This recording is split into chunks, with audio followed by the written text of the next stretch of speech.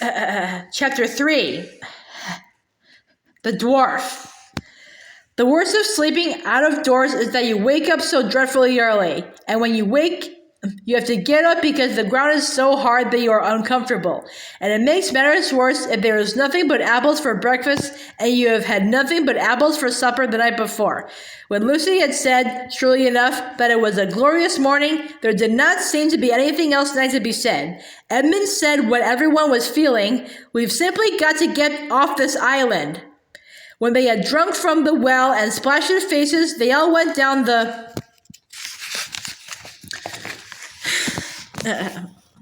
stream again to the shore and stared at the channel which divided them from the mainland. We'll have to swim, said Edmund. It would be all right for Sue, said Peter. Susan had won prizes for swimming at school. But I don't know about the rest of us. By the rest of us, he really meant Edmund, who couldn't yet do 2 lengths of the school baths, and Lucy, who could hardly swim at all. Anyway, said Susan, there may be currents. Father says it's never wise to bathe in a place you don't know.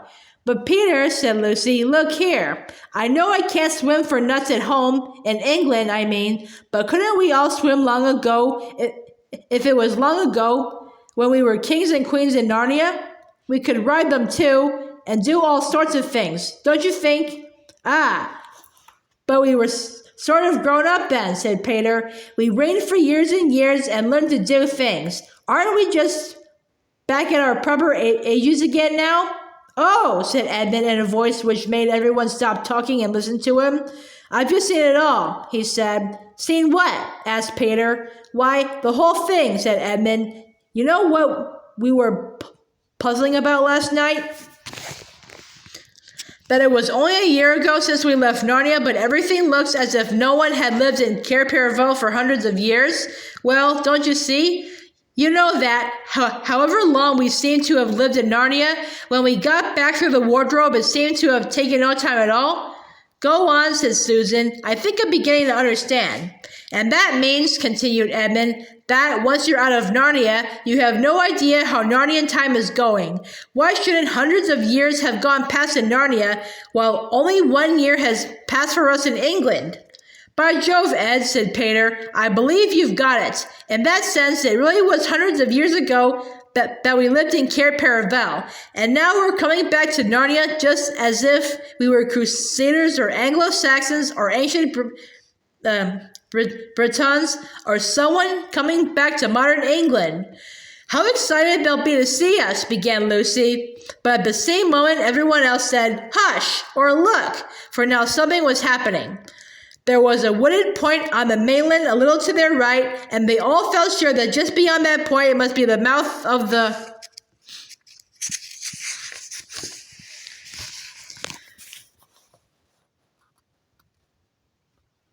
river. And now, round that point there came into sight a boat. When it had cleared the point, it turned and began coming along the channel toward them.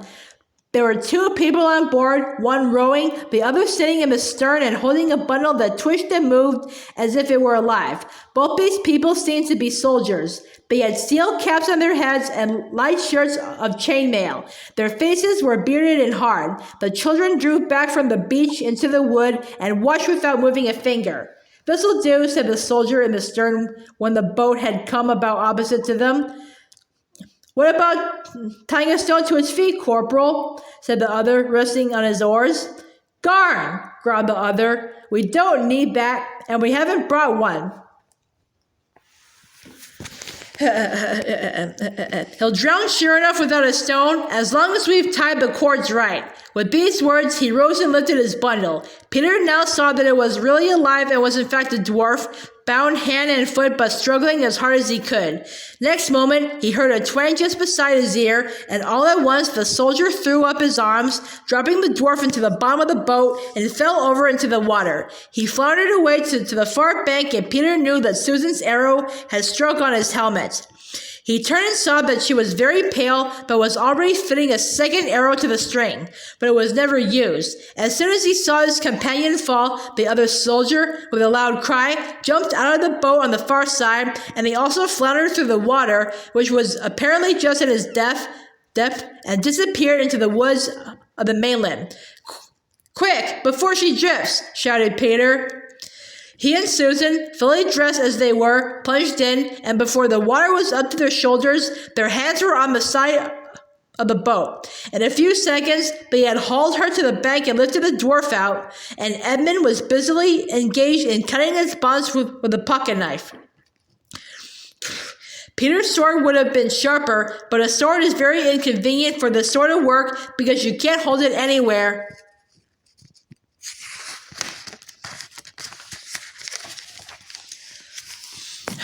Lower than the hilt. When at last the dwarf was free, he sat up, rubbed his arms and legs, and exclaimed, "Well, whatever they say, you don't feel like ghosts." Like most dwarfs, he was very stocky and deep-chested. He would have been about 3 feet high if he had been standing up, and an immense beard and whiskers of coarse red hair left little of his face to be seen except a beak-like nose and twinkling black eyes.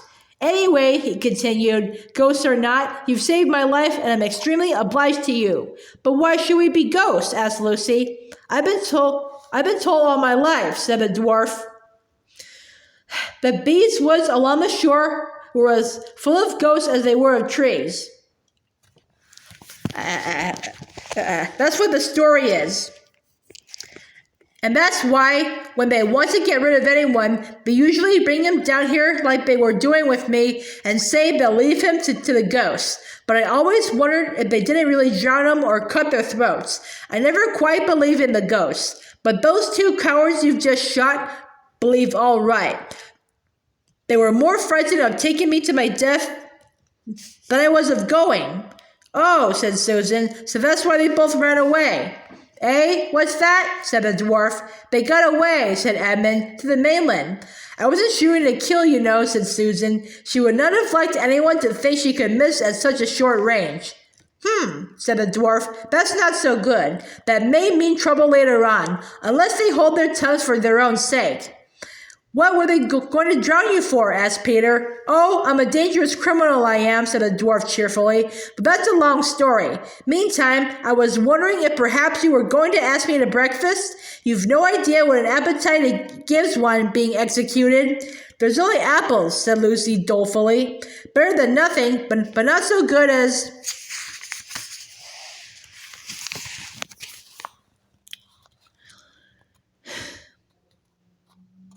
"Fresh fish," said the dwarf. "It looks as if I'll have to ask you to breakfast instead. I saw some fishing tackle in that boat, and anyway, we must take her round to the other side of the island. We don't want anyone from the mainland coming down and seeing her." I ought to have thought of that myself," said Peter.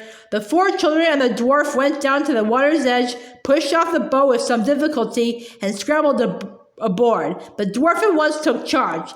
The oars were of course too big for him to use, so Peter rowed and the dwarf steered them north along the channel and presently eastward round the tip of the island. From here the children could see right up the river and all the bays and headlands of the coast beyond it. They thought they could recognize bits of it, but the woods, which had grown up since their time, made everything look very different. When they had come round into open sea on the east of the island, the dwarf took to fishing. They had an excellent catch of pavenders, a beautiful rainbow-colored fish, which they all remembered eating in Cair Paravel in the old days.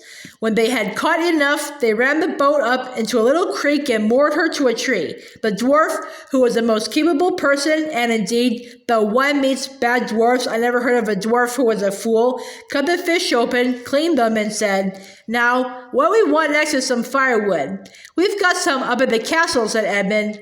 The dwarf gave a low whistle. "Beers and bedsteads," he said. "So there really is a castle after all?" "It's only a ruin," said Lucy.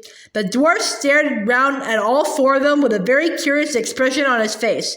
"And who on earth," he began, but then broke off and said, "No matter, breakfast first. But one thing before we go on. Can you lay your hand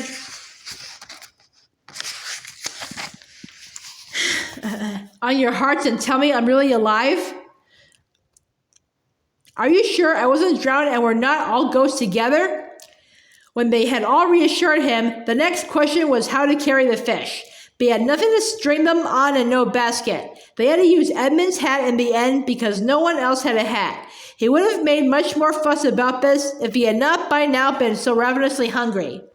At first, the dwarf did not seem very comfortable in the castle. He kept looking around and sniffing and saying, looks a bit spooky after all. Smells like ghosts, too. But he cheered up when it came to lighting the fire and showing them how to roast the fresh pavenders in the embers. Eating hot fish with no forks and one pocket knife between 5 people is a messy business, and there were several burnt fingers before the meal was ended. But as it was now 9 o'clock and they had been up since 5, nobody minded the burns so much as you might have expected. When everyone had finished off with a drink from the well and an apple or so, the dwarf produced a pipe about the size of his own arm, filled it, lit it, blew a great cloud of fragrant smoke, and said, "Now, you tell us your story first," said Peter, "and then we'll tell you ours."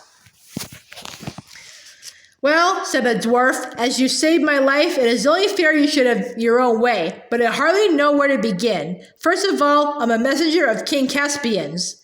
"Who's he?" asked 4 voices all at once. "Caspian the 10th, king of Narnia, and long may he reign," answered the dwarf.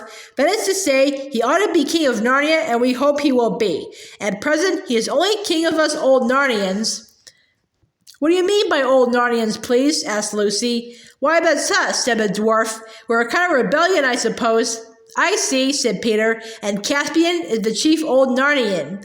"Well, in a manner of speaking," said the dwarf, scratching his head, "but he's really a new Narnian himself, a Telmarine, if you follow me." "I don't," said Edmund. "It's worse than the Wars of the Roses," said Lucy. "Oh dear," said the dwarf, "I'm doing this very badly. Look here, I think I'll have to go right back to the beginning and tell you how Caspian grew up in his uncle's court and how he comes to be on our side at all. But it'll be a long story."